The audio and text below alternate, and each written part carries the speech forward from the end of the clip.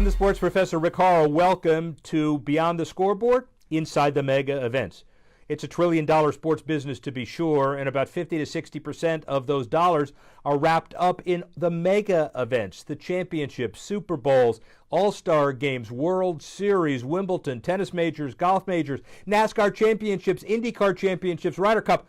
All of those too numerous to mention. I'm in my office to kick off the show, but I'm not here a lot. I'll be on the road on a weekly basis to bring you the inside tips from those major events. The balance sheets, who wins, who loses, the interviews, how you put on the events, and how you sustain them. This is all brought to you by Edelman Financial. Money doesn't come with instructions. That's why we created Edelman Financial Services to help you with everything from college and retirement planning to managing your investments, helping you achieve retirement security. We're among the nation's top financial advisors. Come see how we can help you. Rick Horrow, we're here at a Redskins game, a South Carolina University game. No, we're here at George Mason game. Right. Brad Edwards. We can go to Columbia if you like. No, we're not. We're going to stay right here. Brad Edwards, like Athletic it. Director. George Mason, thank you very much It's for great to be here. Really appreciate it.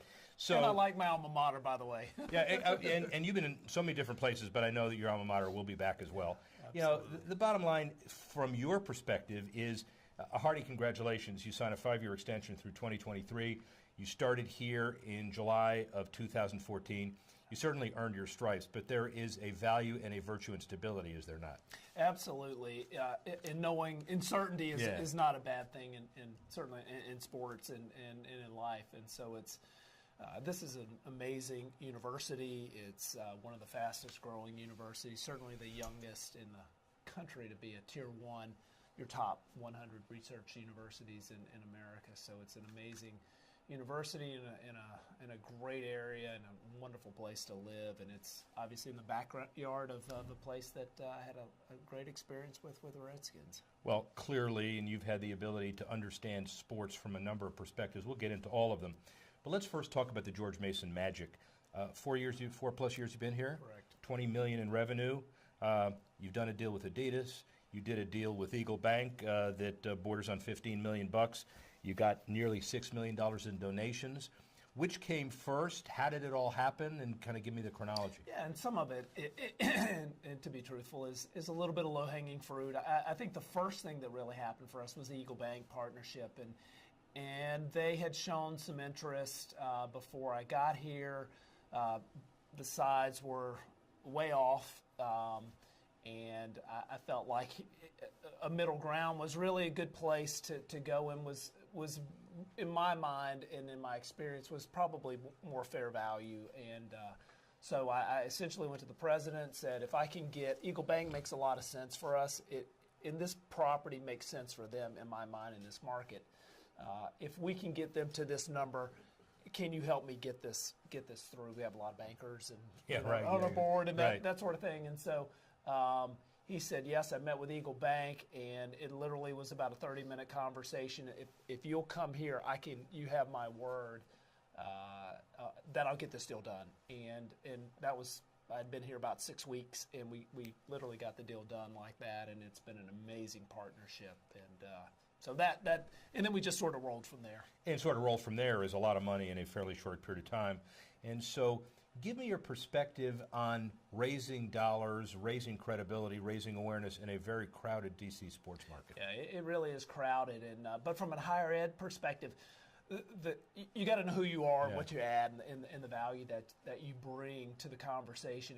And one of the things, we're in a very affluent area, and a lot of money's in business and those sort of things. And for us as a university, what we do is we really are the largest workforce provider in the region in terms of college-educated college graduates and bringing them in the marketplace. So I just think we're able to tell that story and do it really well, what that means, and don't ignore your backyard in terms of investing in that ecosystem of growth and what that means. 70% of our graduates stay and live within 50 miles of campus. So what that does to improving the quality of life and prosperity of the region, you really can't quantify that. Well, let's trace that for a minute. So $6 million in donation, I'm not asking you for a one-to-one correlation, but if people graduate, live in the region, raise their kids here, they're more apt to participate in stuff here, donate here, etc. Absolutely, and that's and we're because we're not quite 50 years old as a 4-year institution. It's a lot of our graduates are just now getting into those peak earning and spending years.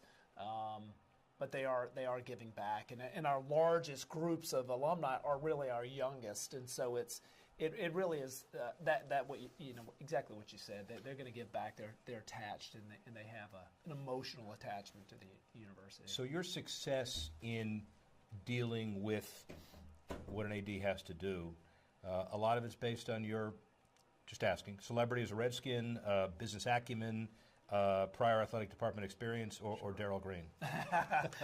All the above.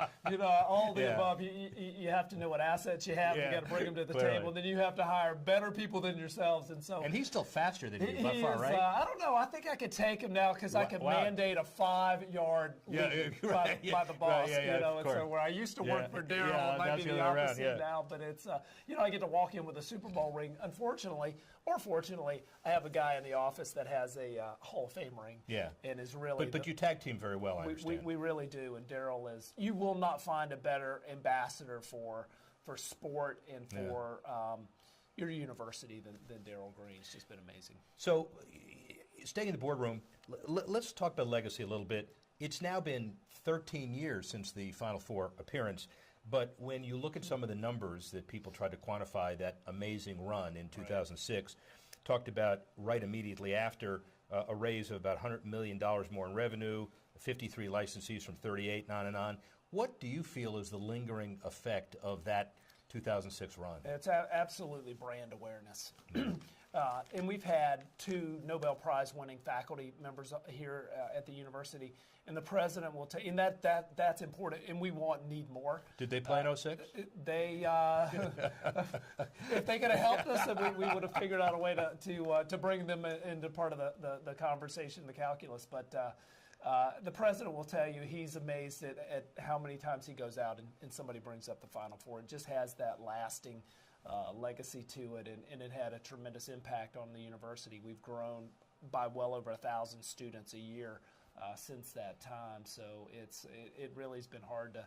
The early 2-year measurement was about $700 million of impact, a lot of that media exposure, but in terms of just the brand awareness in our market and nationally, you will never really be able to quantify that. Some people say you like some moment in time in history, you come in, you ignore it, you would say embrace it. Absolutely. Yeah. No, I'm all about embracing your history, and I think that takes confidence to do that. I think people who run from that, particularly when they come in on the back end of it, are just need to take a little bit of a step back and gain a little confidence from it. All right, let's talk about the A-10. Since you've been here, the numbers say 11 conference championships, but you have in your information, which I find compelling, 129 Provost Scholar athletes and 251 honor roll awardees. How do you balance academic and athletics so successfully? Well, we always start with the fact that we're in the education business. Yeah. I mean, we're in even sport. I mean, I like coaches. I kind of start out hiring with who's the next Joe Gibbs in whatever sport, because that's what he did. He taught. Dave Paulson's like that. He's a teacher first who's going to teach life, and then it's running. Right behind that is an incredible passion to try to win games and be successful on the court. So it really starts with everything we do, and that's our mission as a university. And it shows. All right, so segue into Redskins. So it's 98, and you're 54th player drafted by the Vikings? Yes. And it's round 2. Did you ever imagine 20 years later you'd be the athletic director at a school? No, and even more so here, and going back to Darrell Green, during the off seasons with the Redskins, we would come over here and train on the track right outside of our office here at George Mason. The first day that I was at Redskin Park, I was about to walk out the door that afternoon after we had meetings and on-field practice. Darrell walks up and says, "Where are you going?" I said, "I'm going to go try to find a track." He said, "We all go over to George Mason, use their track, and there's a hill over there," and that's how I got exposed to this place. So there's a little bit of ownership here that both of us enjoy and feel for the place. Well, you certainly left your mark with the Redskins as well, being MVP, the Super Bowl, and all. How did being on that island in the defensive backfield prepare you for life here? Well, it's very much the same feel. You're on an island as an athletic director, and it's only getting more island. They don't pay him enough, ladies and gentlemen. Here's a ploy for some more dollars. Yeah, liability has gone up for athletic directors and college presidents, for that matter. Yeah, right. Let me say that much. So yeah, just great preparation in terms of managing the stress and those sort of things. So, your 9 seasons, 122 games, and 589 tackles, by the way, and then you're figuring out your transition out of from NFL, but you're actually doing it in the middle of the time because you're working for Equitable, you're doing stuff for Merrill Lynch and IMI Resort Holdings as well, equity, finance. What gave you the discipline to say, I better start doing this now? Yeah, I think early on, even in college, I think I had the sort of moment where I just went, I'm really football is what I do, but I really want to be an investment banker in college, and I saw myself as doing that, and so throughout most of my NFL career, I worked for for the Equitable companies in Merrill Lynch, and I just saw myself as doing that in the long term. And my father was a high school basketball coach and a high school administrator, and so I think we had a good, we were well grounded in reality that you're only one injury away from having to develop a new career. And so I just enjoyed business, and I think for me, this role really marries athletics and business and philanthropy in a way that just adds purpose to my life. But the transition wasn't here. The transition was at South Carolina. Correct. And then It was Newberry really in college. and Jacksonville. Yeah, that's so, all of those schools, there's some diverse experiences attached to them, too. Oh, yeah. Similarities and differences between all of those schools running their athletic department. Yeah, and it's just, you go from an SEC school where I was a CFO there for several years and a great experience there, and having to compete with the Alabamas of the world to where, I got my first athletic director job at Newberry College, where you're trying to figure out, okay, who's tearing tickets? Oh, by the way, you are. And I'm working. It was really, it was a great experience because of at South Carolina, I really was afforded the ability to bypass a number of steps in the food chain because of who I was and the background that I had, and so going back and sort of having to flip burgers, if you will, at a ground level, for me was very, very helpful, and I think it made me a better administrator. And you're pretty humble about things, too. I assume you didn't come in reminding everybody that you were the Super Bowl MVP. Right. That wouldn't have lasted very long. No. And or runner-up, and it's because they can point right away to, wow, you missed that tackle, and when you stood next to an official doing this for the other team as many times as I have, Not much. You don't have a whole lot of confidence level. Well, you have confidence, but yeah, well, you have a lot of confidence, and you have a big job, and let's talk just for a few minutes about your perspective and perception of the current state of college athletics. Give me a 30,000-foot general answer first. How's college athletics today? Yeah, I think and it's very healthy. It's grown tremendously. Obviously, the viewership and the interest in what we do, particularly in major college basketball and college football, has just, it's been a meteor. It's grown so much, and college football is easily one of the top, most popular sports now in America, and so that interest I don't see going away anytime soon, and it's fueled so much by the institutional equity and goodwill that institutions bring to it in terms of the name that's on the front of the jersey as opposed to the name that's on the back. And I think for me, I really realized that as a college student that's really what most of these people are coming for. And to see that grow and develop. No, I think it's very healthy. Education is still at the core of what we do. I think that's when you get into pay for play. That's where a lot of the presidents are of the mindset. While we may be making money, we're also borrowing a lot of money. Mm-hmm. But if we move away from the education piece, then it's no longer really what we do. So I think that's that's a big question that's going to get fleshed out, ultimately in courts and others. But I think by and large the interest is extraordinarily high. Well, a great segue, because you really can't resolve or get ahead of the court cases, nor can you predict what a judge is going to say or what happens on appeal. Yet, magic wand or prediction of where all of this is going. So let's talk about pay for play for a minute.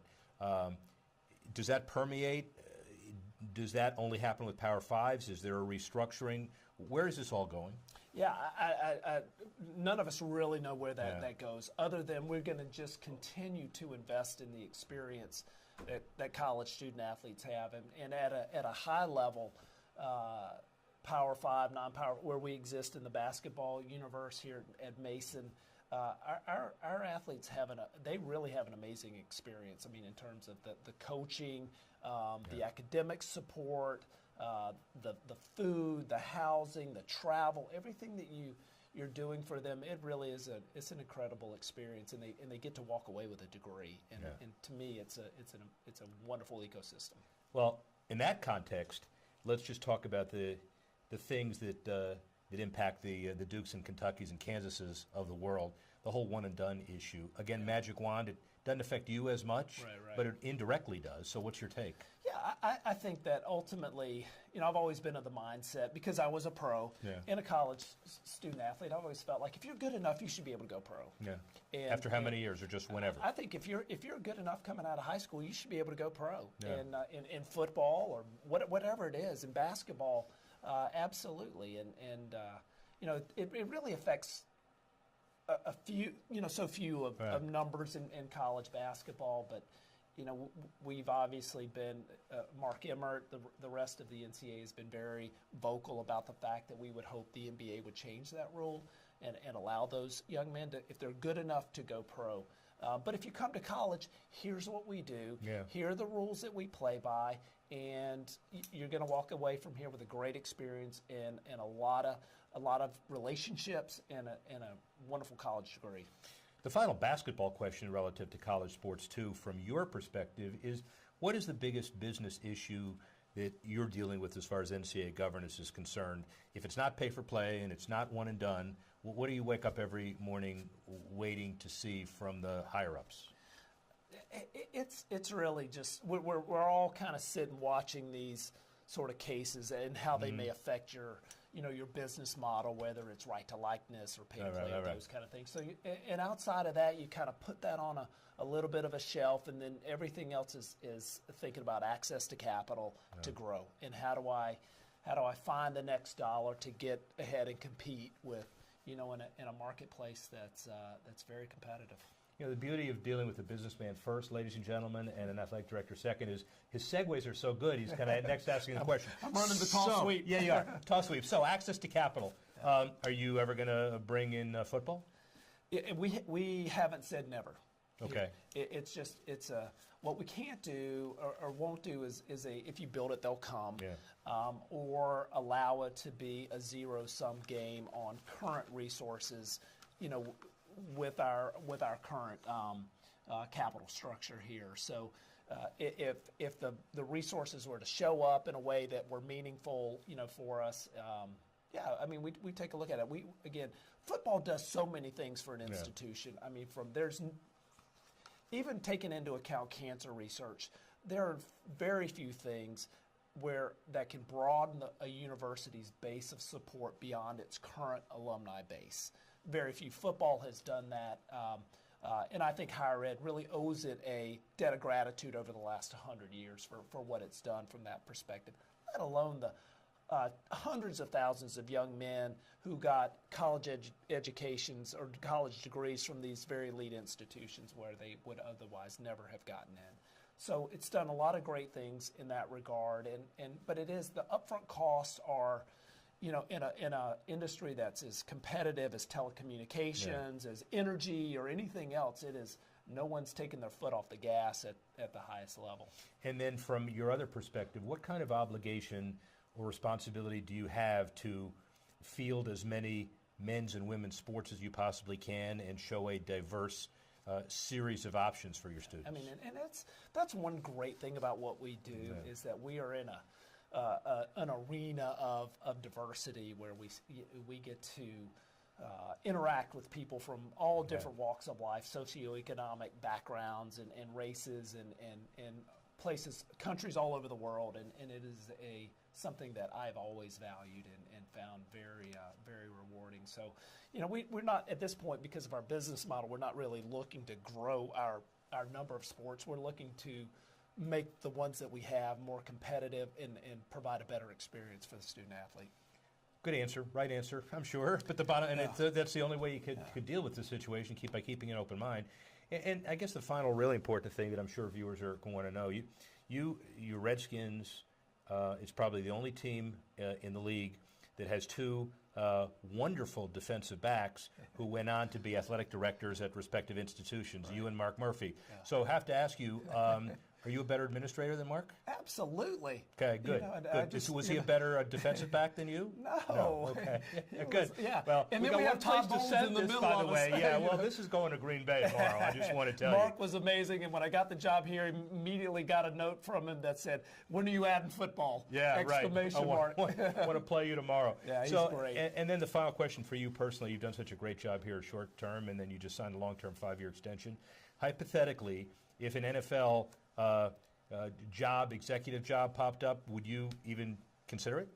Yeah, I absolutely would consider something like that. But the problem is we have such a great life that I mean, I really, within Division I have one of the best jobs in Division I because it's a great institution, an exciting institution. While we don't have football, I can go right down the street to see the Redskins play. I'm on the Military Bowl board, so there's a lot of things that feed that piece for me. But yeah, football is something that I obviously know reasonably well. So it's something you keep an open mind and what's the best interest for you and your family. Brad Edwards, Mason is in good hands. Thank you very much. I appreciate you so much. Thank you very much. Okay.